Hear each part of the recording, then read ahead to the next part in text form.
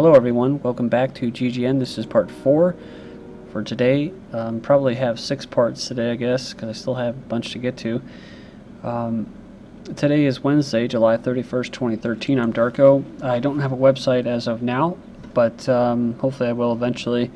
If you would, I'd like to thank those who have donated recently. I appreciate it very much for the support.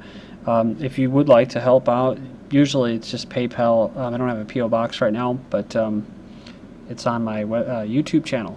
So that's DDarko2012 and DDarko2013. So, alright, I'm going to continue here. I meant to get all this in one video again, but I guess I'm just kind of rambling on now.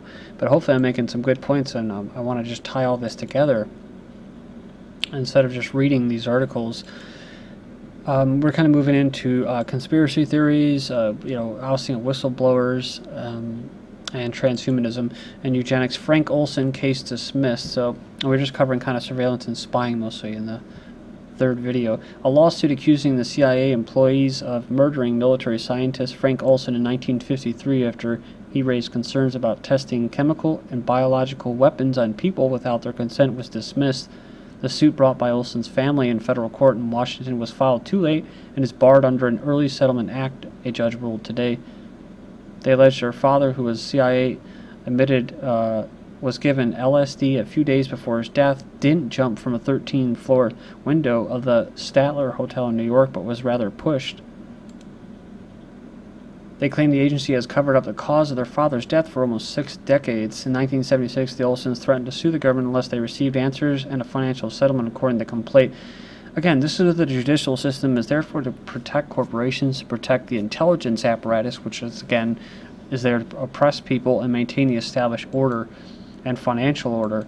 While the court must limit its analysis to the 4 corners of the complaint, the skeptical reader may wish to know that the public record supports many of the allegations that follow, far-fetched as they may sound. So, pretty interesting, James Joberg said in the ruling. But Manning, not guilty of aiding the enemy in WikiLeaks' case, still may face 128 years in prison. So this guy was trying to point out the atrocities that were going on, and there's a lot of people, neocons and stuff, that that don't like this guy because they believe that the Muslims are going to come get them out of bed, and they believe the whole Zionist myth and narrative. So, and apparently, I guess they support bombing Iraqi children with uranium-tipped bombs, right? And mowing down people in helicopters, knowing that they're possibly going to hit civilians. But, so yeah, the big thing is that he's not guilty of aiding the enemy. It's all about how he's aiding the enemy. He was working for the Chinese. He was working for the terrorists, right? No, he was just trying to call out what they're actually doing. I mean, the U.S. was a big, like in other places such as Iran or other countries, they actually refer to the U.S. and the CIA as the biggest terrorists in the freaking world, where, the Western people here in the United States and the UK, they turn on their televisions and they just hear Al-Qaeda the terrorists, Al-Qaeda the terrorists, while at the same time their governments are actually funneling money to terrorists. But this is also to punish other people from coming forward to expose this, to expose the atrocities carrying out in their name with their money. He's going to face 128 years in prison, so it sends a message. Also a message that was sent to was Aaron Swartz.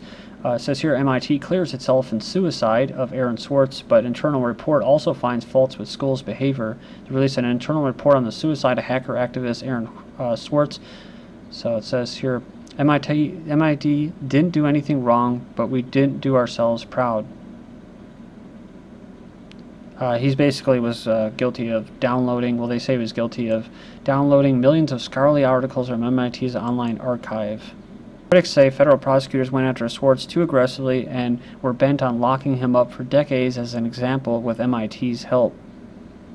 So, but they say that they didn't seek federal prosecution, punishment, or jail time. So he could have actually just offed himself from all the pressure, because we all know how hard it can come down.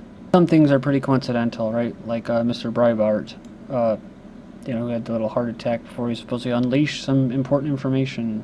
which was basically later watered down or was edited.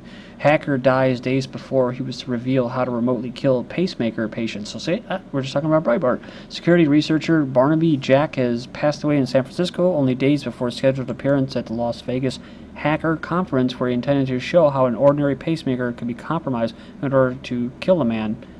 He presented hacks involving ATMs and insulin pumps at the annual Black Hat Conference in Vegas, confirmed dead Friday morning. He called the talk "Implantable Medical Devices Hacking Humans." I was intrigued by the fact that these critical life devices communicate wirelessly. I decided to look at pacemakers and ICDs, implantable cardioverter defibrillators, to see if they communicated securely and if it would be possible for an attacker to remotely control these devices. So, moving on. Michael Hastings' video: does new footage show explosion prior to crash? Says independent alternative media outlets question the official version of events after reviewing the latest footage of Michael Hastings' Fury crash on June 18, 2013. Some are suggesting that an explosion can be seen just prior to the final impact. You can decide for yourself. Maybe graphic to some viewers. You can go in there and check it out. They show his vehicle being struck a metal water main with 2 associated flashes of light before hitting the palm tree and exploding. Witnesses describe explosions prior to the crash, and following it, its car's engine being ejected 50 to 60 yards from the scene. So it says here that Hastings, 33, was a journalist most famous for exposing American military General Stanley McChrystal and his staff that were overtly critical and contemptuous of the White House staff and other civilian officials, which eventually led to the general's resignation. As far as his death goes, County Coroner's Office has not provided an official cause of death or the results of a toxicology test, despite public skepticism and Hastings' own testimony the night before his death that he was being investigated by the FBI. So they didn't want him to talk. DARPA hackers show how cars can be remotely controlled. So this is from 2 days ago. It says here, hackers Chris Valesic and Charlie Miller have demonstrated from the backseat of a Toyota Prius that all you need is a MacBook and a USB cable in order to hack into a computer-controlled car. So I think it's everything past 1996 that can be, it basically has a computer and can be remotely hacked into. It says here, not computer, but you know what I'm saying, black boxes and that. These 2 security researchers show that they can turn off the brakes, for example, even if the driver is at the helm. Using the grant from DARPA, they've been researching computerized car vulnerabilities since 2012. So, see, that's what's so sad, is you get all these really intelligent people and they end up going to work for the military-industrial complex, and I think that they're doing something great and good. They better be careful, right? Says here that they've been researching these vulnerabilities in 2012 and displaying their findings at the DEF CON, a hackers conference in Las Vegas next month, so be careful. So they asserted they had full control of braking, that they had disengaged the brakes, so if you're going to slow and try to press the brakes, they wouldn't work. We could turn the headlights on and off, honk the horn. We had control of many aspects of the automobile. They can turn off power to the steering, have the onboard GPS give incorrect directions, change the numbers on the speedometer, force the car to change direction. Man, that's a big deal, dude. At the moment, there are people who are in the know. There are naysayers who don't believe it's important, and there are others saying it's common knowledge. Right now, there's not much data out there. We'd love for everyone to start having a discussion about this, and for manufacturers to listen and improve the security of cars. Well, they're part of the complex, so, and they're on government payroll, like you know, whatever, it's Ford, basically GM, and you know, Dodge. So remember this video of the San Diego runaway Prius? Has media buzzing. So this is back in 2010. So this Jim Sykes was driving his Prius on Interstate 8 in San Diego, and he pushed the gas pedal to pass a slow-moving car. He said the pedal did something kind of funny. It jumped and it just stuck there. So kind of interesting, isn't it? As it was going, I was trying to brake and it wasn't stopping. He had reached speeds of over 90 miles per hour. When I saw that, the first thing I thought was what we just discussed. Students hijack luxury yacht with GPS spoofing from July 30th, 2013. Team of students have demonstrated that it's possible to subvert global positioning system navigation signals to pilot a super yacht with tripping alarms. The experiment was conducted in June this year with the permission of the owners of the super yacht worth $80 million. They were a team of mechanics from the School of Engineering at the University of Texas. Faint GPS signals were broadcast by the students from a spoofing device the size of a briefcase aimed at the positioning systems or system aerials of the ship. The authentic GPS signals were slowly overpowered by those transmitted from the spoofing device, after which the students have gained control of the yacht's navigational system. Like I said, all of this research is being done for the complex. The new universities, most of them, are used to, I consider them part of the complex, the global complex. So Texas College hacks drone from DHS. This is from basically July of last year. But yeah, so a group of researchers at the University of Texas, basically under the eyebrows of the U.S. government, took control of an unmanned aerial vehicle owned by the college, all in front of the Department of Homeland Security. So they hacked into a drone. What does this lead to? This leads to the computers, the AI taking over.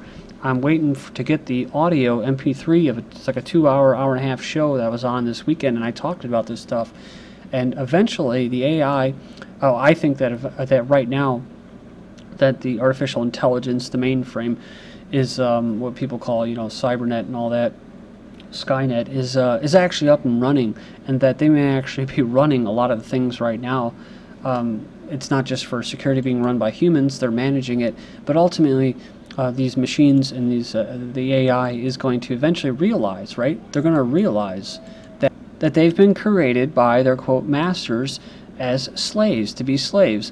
So you're talking about they're going to revolt, and they're going to be pissed off, and they're going to just start killing us off or enslaving us. So I find it always funny that you always have these people, these articles putting out, well, they'll have a human running the machines. Well, eventually the machines are going to be running humans, and it sounds like conspiracy theory, hoopla, but you just look at how fast things are moving and how naive people are to think that they're going to be able to do this. Well, the thing is that these elites, ultimately, they want to become gods, and to do that, they want to go mechanical. They want to become superhuman and not be able to die. Cybernetic revolt or robot uprising is a scenario in which artificial intelligence, either a single supercomputer, a network, sometimes a race of intelligent machines that would be human cyborgs, and that decide that humans and or organic non-humans are a threat either to the machines or to themselves, are inferior or are oppressors, and try to destroy or to enslave them, potentially leading to machine rule. I've talked about it before, about the computer. I believe, this is, if I remember correctly, that computers have actually beat the best chess players. They're able to think way ahead as far as in steps, and that's the best way to gauge it, right, through chess, because it's all about thinking ahead in steps. The computer and the AI is able to just way surpass the best of chess players. So, but the proponents of singularity postulate an intelligence explosion where the superintelligence design successive generations of increasingly powerful minds that might occur very quickly and might not stop until the agent's cognitive abilities greatly surpass that of any human. From May 7, 2013, human takeover by machines may be closer than we think. Nearly every computer scientist has a different prediction for when and how singularity will happen, but some say it might happen in just 16 years. Some believe in the utopian future, those are the ones that are selling it at the top, and that can afford this, in which humans can transcend their physical limitations with the aid of machines. That's why they always sell it with prosthetics. They want you to pay for the research with tax dollars and subsidies and buying their stupid iPhone so they can spy and track you, and then that aids them to create exoskeletons and all this crap.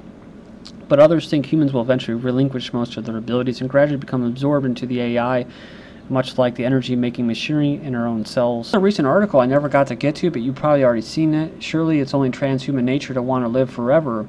So that's kind of a philosophy. If you're for transhumanism, you usually want to live forever. Me, I don't want to live forever. I'm ready to move on to the other world and move on, basically, right?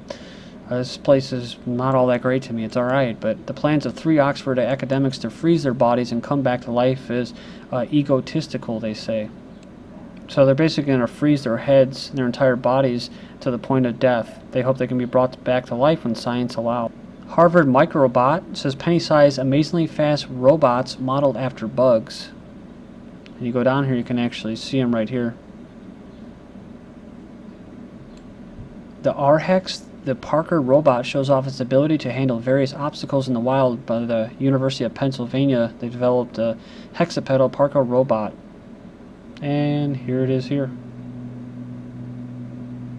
And here it is flipping around.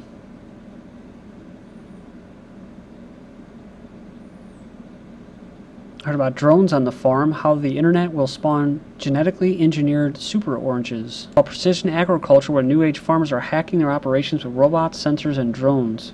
Meet the zonkey, a half zebra, half donkey. The scientists move one step closer to resurrecting the woolly mammoth. First synthetic burger is almost ready to serve. This is GGN. Thank you.